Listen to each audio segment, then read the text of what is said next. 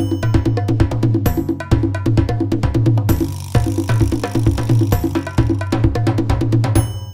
right, guys. So thank you guys. Welcome back to the show. So with our doctor here today, we're going to start off and we're going to ask different questions of different phases of her life and about her life in medicine. So let's start in the beginning. So, doctor, we want to share with the audience, where are you from? I'm originally from Ghana, and I left Ghana when I was a teenager to go to Britain. Oh, okay. And in Ghana, like, when did you decide that you wanted to be a doctor? No, I had wanted to be a doctor or a nurse from childhood. It's something that I wanted to do. Like how old specifically? Were you like a little girl or? Before, even when in elementary school, high school, that was my focus, to be a nurse or to be a doctor. The first major decision of your life. Why did you decide to go from Ghana to pursue being a doctor in Europe? Yeah, I guess I have two main purposes. Somebody that I really care for was already pursuing medicine in Germany, and secondly, I wanted to go abroad to be independent so that I may be able to decide things for myself with the support of my family at home. Okay. Like I know one time I've been asked from like a lot of people when I talk about my life, one common question they ask is like, how did a Ghanaian woman end up in Czechoslovakia in the 1970s? Yeah, when I was in Britain, I was pursuing other professions, and I still wanted to be a doctor, and with my Christian faith, I still wanted to be. And one time, I might have somehow given up, and I visited my sister's friend, and I didn't even bring the subject up, and she knew that I wanted to be a doctor, so she said, oh, Christine want to be a doctor, and the husband said that, oh, you can do it in Eastern Europe if you want. But very interesting, he had already studied in Russia, but he didn't have the address of the, agency. So he told me that's, it's, what do you call it, International Union of Students, and the main office is in Prague. And I said, what is the address? He said, I don't know the address, just International Union of Students in Prague. So I said, okay, you don't know the address, so how can it go? So just send it, maybe that's the only agency. So just put your papers, your certificates, and all what you have acquired in Britain, put them there, and that's what I did. I didn't believe that it would go because it was just like no street name, nothing. And it went. It was, that's why I believe that, when God opened the way for you, it does. And that's what happened. Within a few weeks, I heard from them that, yeah, we have secured a place for you in Prague. Let me go back. When they got it, they sent me the different names of different countries in Eastern Europe, and I didn't know anything about all of them, but the only place that I remember was Czechoslovakia, but because in Ghana there was a product that we have from Czech Republic, so I was just looking at the names, and I just chose Czech Republic, and maybe it was my destiny. And so then after that, I went to Czech embassy. They couldn't give me a visa because I was, at that time I was a Ghanaian citizen. I wasn't British, and it's an international law. They wanted me to go back to Ghana to get my Czech visa from Ghana. But in the long run, as I say, believing in God is very, very important. God has already opened the way. The Czechs told me that we have to find out from Czech Republic. You had a place to start medicine, yes. So they have a spot. So within less than a few weeks, they called me that come for your visa. So that's the history. I went to Prague, and I was a little bit late for the language school, which took 1 year. So it's all history now. So now, thank you guys. Prague, yeah. You're in Prague. So let's dive into real quick language school. So what was it like to learn Czech? Czech is a very difficult language, but I remember every time my head was paining me, and then the language school was a very good language school. the church has a very, very good language system for foreigners that because I will do medicine, that is the language for people who want to do medicine, so they solely focus on medical terms and medical things, and it's very, very good. And for the first month, they have divided into Francophonia classes and English classes. So the Francophonia classes, the Czech teacher speaks French, and so the first month you speak your language, and after that they say that, oh no, you have to use dictionary. And I think it was a good thing, that it forces you to really learn, and it really helped us, And so even we were 4 Ghanaians, and we try not to speak our language, we try to speak the Czech to improve our Czechs. And it was very good. I like the way that the system worked that time. Okay. So now you went from 1 year language school, and now you're walking into Charles University. Yes. So do you remember the feeling you had when you first came to medical school? Well, the language school, you do the entrance exam. First you do the Czech exams to make sure that you'll be able to master Czech, and then you do the entrance examination before you go to the language, you go to the medical school. One thing I remember that I have this teacher, if she's there, may she rest in peace. Her name was Panido Toka Fifkova. I really like her. She was very, very good. One thing that when we were leaving the language school, she told me was, Christine, please finish the school. I know that you will finish. Don't leave. And I said, why? Because you said a lot of African girls, when they go to Prague, they leave. They couldn't finish. They leave. And she didn't know the reason why. But when I went to Prague, I understand the life was very miserable for African female students because socially, it was difficult. It was difficult. But I told her that with me, when I set goals, I don't look back. I wanted to finish, and that's all that I did. And that really helped me to finish medicine. I never look back. Well, let's talk about that, the African females. So, what was some challenges that African females faced in that time? The most challenging thing is, because though you are studying medicine, at the same time, human beings, you have your needs, you want friends, you want, but most of the African guys were going after the Czech girls, and, it was just something more socially, and they felt very miserable, and, and it was very difficult. For Ghanaians, it was a little bit easier because we had the embassy there. I'm not sure whether Nigerians had embassy there, and we were a lot of Ghanaians, and the embassy were very, very supportive. And so, but everybody's individual, and it's not only the Nigerians. There was one Ghanaian. I wasn't the first Ghanaian female to finish medical school to go there. There was also one Ghanaian who went there and she left for same reason like the Nigerian girls, so. And so, in medicine, it's a very, very complicated. There's lots of different choices. When did you decide to pursue surgery at that time? I am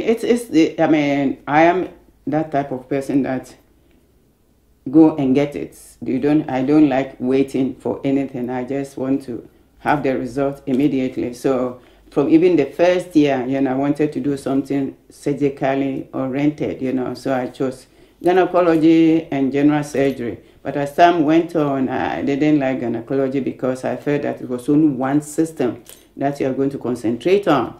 And there were other reasons when it was other reason that is personal, and I didn't like it at all. So I chose surgery, and I really like it because it's just like when you have a surgical case, you know what you are doing, you cut it, and you have the result, good or bad, that's the result.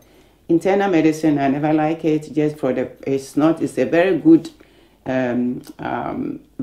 but with me, I like the result, but internal medicine is too much wait and see, and that's why I didn't like it from that. I don't hate it, I didn't like it, but it's very, very good, profession, but I really am not a wait and see person.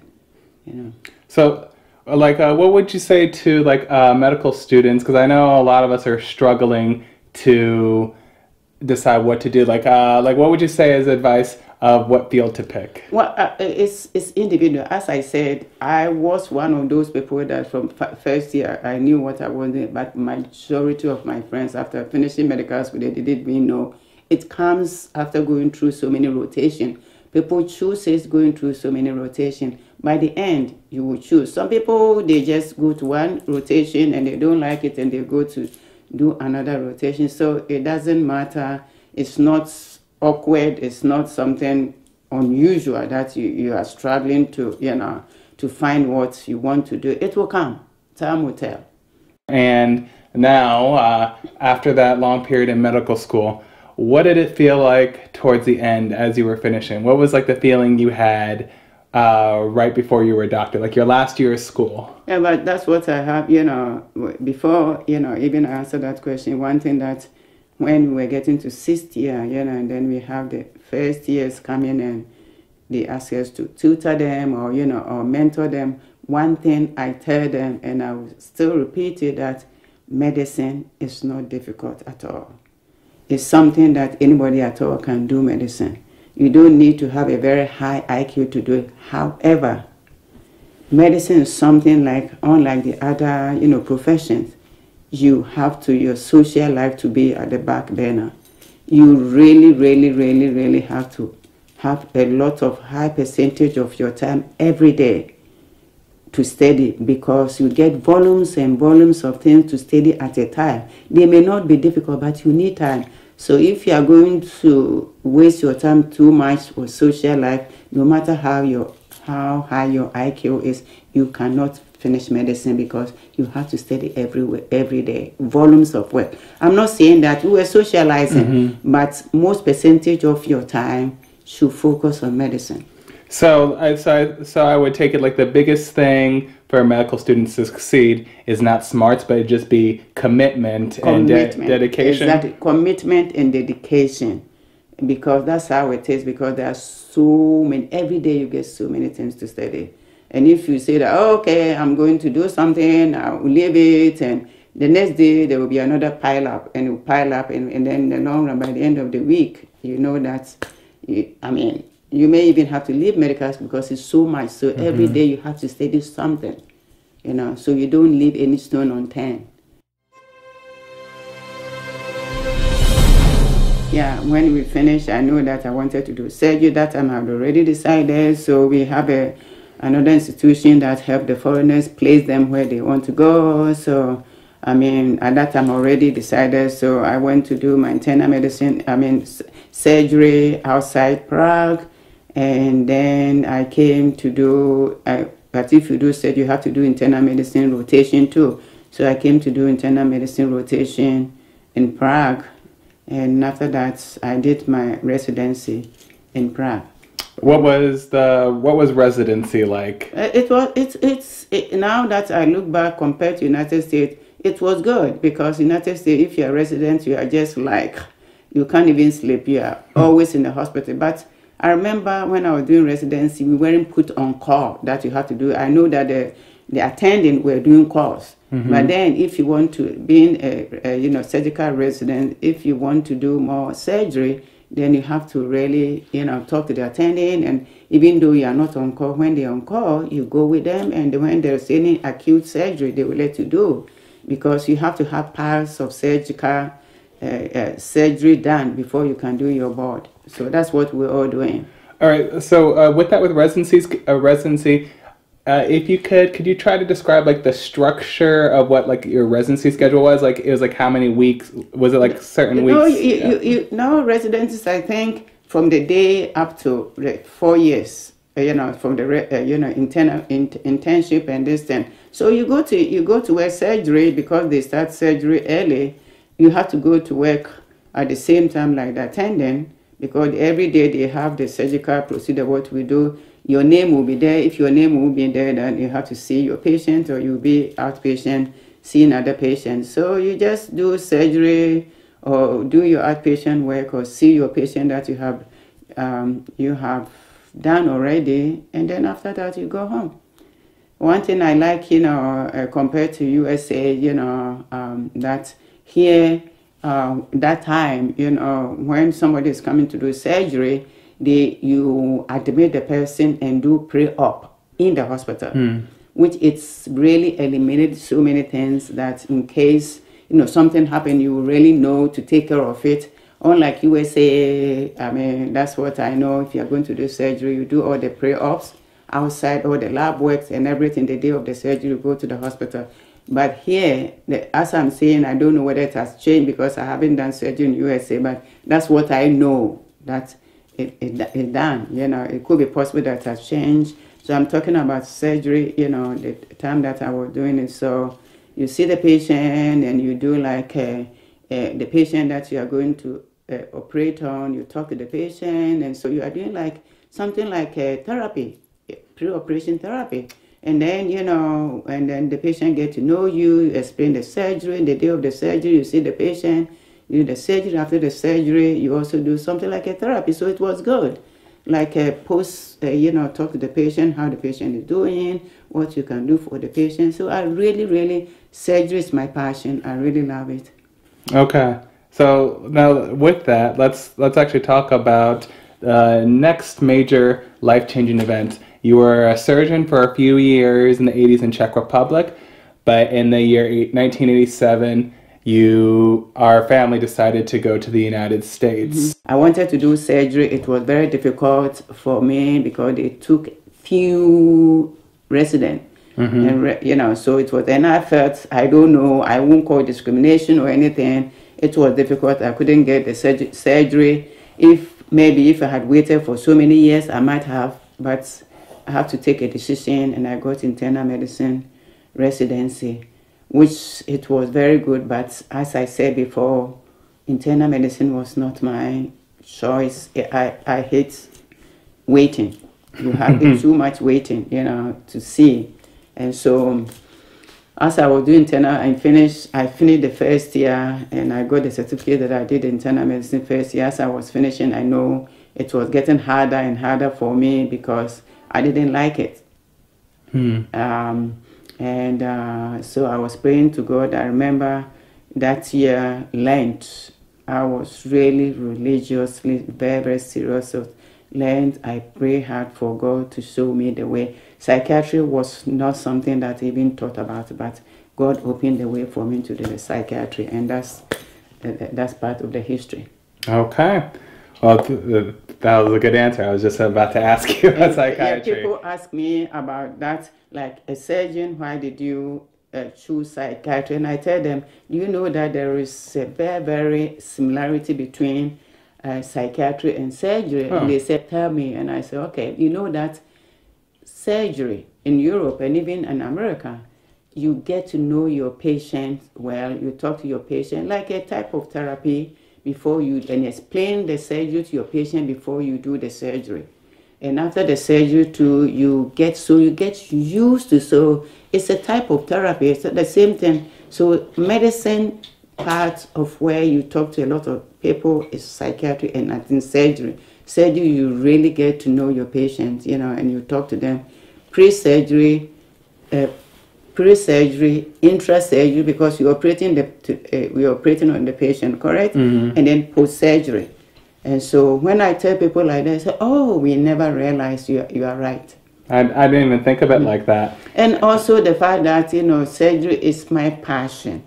And it was very, very difficult for me to switch from surgery to psychiatry or to even internal medicine. But one thing that it's really helped me is my passion for medicine.